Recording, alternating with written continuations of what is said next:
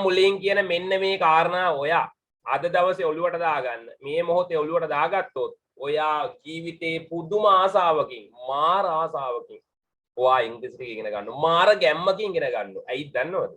මේ දැන් මං කියන්නේ යන කතාව ඔයාගේ ජීවිතේ කොහෙන්වත් ඔයාට ඇහිලා නැතුව ඇති. විශේෂයෙන් ඉස්කෝලකින්වත් මේ වෙන පන්තියකින්වත් කවදාකවත් කොහෙන්වත් කතා කරන්නේ නැති කතාවක් ඉංග්‍රීසි ගැන මම මුලින් කියලා දෙන්නම්. හරි බලන්න. ඔයා පුදුම වෙයි මේ කතාව ඇහුවොත්. ඔන්න බලන්න. හරි. මෙහෙමයි. දැන් ගොඩාක් අයගෙන් පොදුවේ දැන් ඔයා යාළුවෙක්ගෙන් ඇහුවොත් ඔයා ඉංග්‍රීසි නේ. ලේසිද අමාරුද කියලා යාළුවෙක්ගෙන් ඇහුවොත් එයා මොකද්ද කියන්නේ? අම්මෝ බුදු අම්මෝ ඉංග්‍රීසි නම් එපා වෙලා තියෙන්නේ තේරෙන්නේ නැහැ අප්පා පන්ති මෙච්චරකට ගියා පන්ති 10කට ගියා 20කට ගියා අරක කරා මේක කරා අර කෝස් කරා ඉංග්‍රීසි තේරෙන්නේ නැහැ අප්පා එපා වෙලා තියෙන්නේ ඉංග්‍රීසි අල්ලා ගන්න හරි අමාරුයි ඔහොම කියනවා නේ ඒතර ගොඩාක් අය කියන්නේ ලේසි කියලා ඉංග්‍රීසි අමාරුයි කියලා අපි කියන්නේ මේ ලංකාවේ ඔයාලා යාළුවෝ මොකද කියන්නේ අමාරුයි කියලා කියන්නේ නේ අම්මෝ ඉංග්‍රීසි නම් තේරෙන්නේ නැහැ මේ ඔක හරි අමාරුයි මේ මාර වැඩි තේරෙන්නේ නැති එක වැඩක් මේක තේරෙන්නේ නැහැ ඕවම තමයි කියන්නේ ඉතින් ඇත්තටම ඉංග්‍රීසි ලේසිද අමාරුද ඇත්තටම ඉංග්‍රීසි ලේසිද අමාරුද මම කතාව කියන්න පුතේ ඉංග්‍රීසි භාෂාව ගොඩක් අය අමාරුයි කියලා කියන්නේ ඔයි දන්නේ නැති හින්දා ඉංග්‍රීසි හරිම සරලයි හරිම ලේසි සරලව ගත්තොත් ලේසිම සරලම භාෂාවක් මම ඔප්පු කරලා පෙන්නන්න ඔන්න වැඩි හරි දැන් අපි සාමාන්‍යයෙන් එදිනෙදා ගෙදර කතා බහ කරන්නේ ගොඩාක් අපි සිංහල නන්නේ අපි සිංහලනේ ඒකට සරලව ගත්තොත් සිංහල භාෂාවනේ ඉතින් මේ සිංහලත් එක්ක ඉංග්‍රීසි මම සංසන්දනය කරලා පෙන්නන්න මුලින්ම ඔයාට සුපිරි වැඩක් මාර වැඩක් මේ කොළුවට දාගත්තොත් මාර ගැම්මකින් ෆිට් එකේ ඔයා ඉංග්‍රීසි ඉගෙන ගන්න. So right එහෙනම් මම මෙතන පොඩි කාරණා ටිකක් මුලින් දාලා පෙන්නන්නම් ඔයාලට මේ ඉංග්‍රීසි භාෂාවේ. හරි ඔයා දහසක් ගන්න එපා. මොන වගේද ඉංග්‍රීසි අපිට ඇත්තටම තේරෙනවද අමාරුද කින්දමන්ද එමනේ යන්නේ ගොඩක් බහුතරයක් කියන්නේ අමාරුයි කියලානේ. මම පෙන්නන්නම් ඔප්පු කරලා පෙන්නන්නම් ඇත්තටම ඉංග්‍රීසි හරි සරලයි ලේසි කියලා. ඕකේ. මම මේ white board එකේ කාරණා කිපියක් දාලම කතා කරන්නම්. ඔයාලට අදහසක් ගන්න පුළුවන් මේ ඉංග්‍රීසි කියන භාෂාව. හරිද? ඉංග්‍රීසි ඇත්තටම ලේසියිද අමාරුයිද ගොඩක් අය අමාරුයි කිව්වට මෙන්න කතාව. පෙන්නන්නම් ඔප්පු කරලා හරියට ආගන්න මේ කතාව. වැදගත් කතාවක් කියන්නේ යන්නේ ඉංග්‍රීසි ගැන. මොනවා ඉංග්‍රීසි අමාරුයි කියලා පොඩ්ඩ සංසන්දනය කරලා බලමු අපි. මේ දන්න භාෂාව අපි මේ සිංහල භාෂාවත් එක්ක ඉංග්‍රීසි පොඩ්ඩ සංසන්දනය කරලා බලන්න යන්න.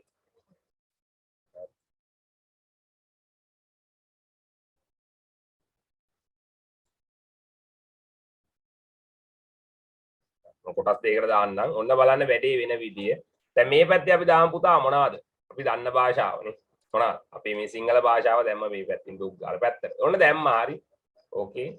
මේ පැත්තෙන් දාමු ඔන්න සිංහල. හරි මේ කතාව අල්ලගන්න ඔයා මාර ගැම්මකින් ඉංග්‍රීසි ඉගෙන ගනී අද දවසේ ඉඳන් ඔන්න බලන්න. අමුයෙන් කියන්නේ කතාවක්. හොඳේ. මේක කොහෙන්වත් මේ විදිහට කතාව අහලා නැති වෙන්නේ. සිංහල මේ පැත්තට අපි දාමු ඉංග්‍රීසි. හරි.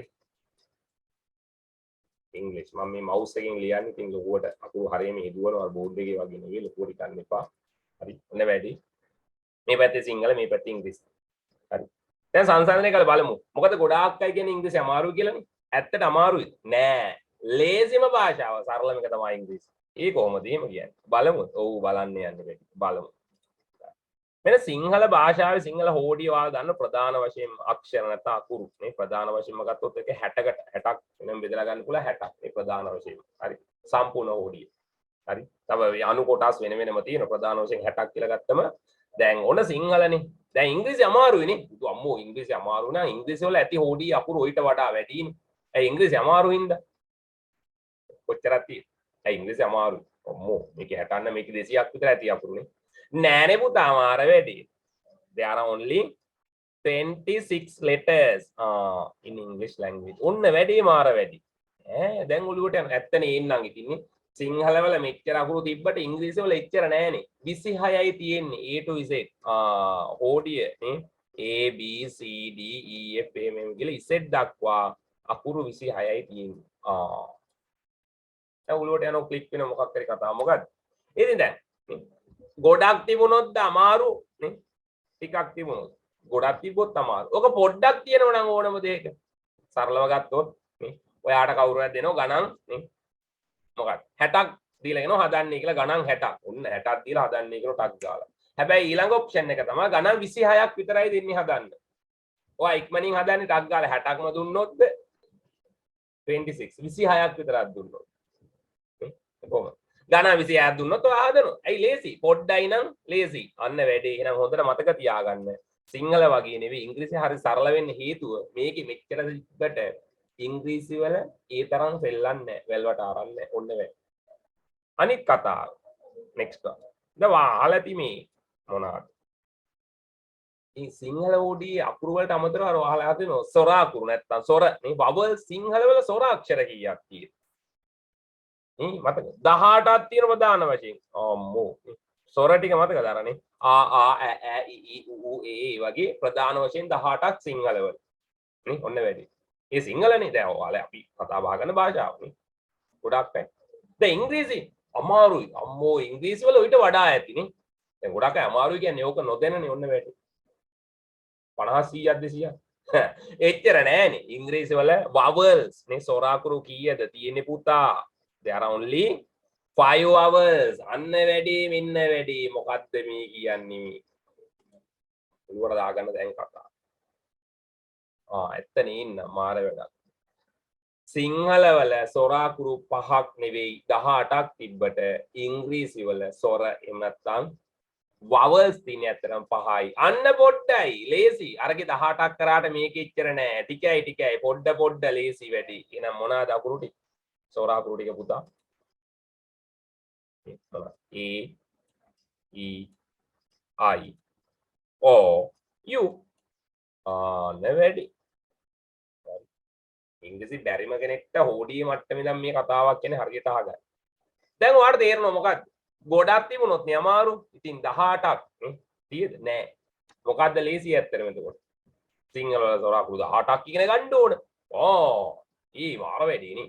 හැබැයි ඉංග්‍රීසි වල there are only 5 hours A E I O U 5යි වැඩේ ලේසි ෆිට්ම තමයි එහෙනම් ඔන්න වැඩේ මාර වැඩි. දැන් ඔළුවට එන ඇත්ත. දැන් ගැම්මක් එනවා. ඇත්ත නේ නේද මේක ගේම ගහන්න පුළුවන් මහ ලොකු දෙයක් නෑ නේ ඔය අමාරුයි කියලා හිතන් හිටින මෙන්න කතාව තව කතාවක් කියන්නේ වැදගත්ම පොයින්ට් එකක් මෙන්න දා ඔයා ඇත්තම සිංහල හෝඩි අකුරු ටික තියෙනවනේ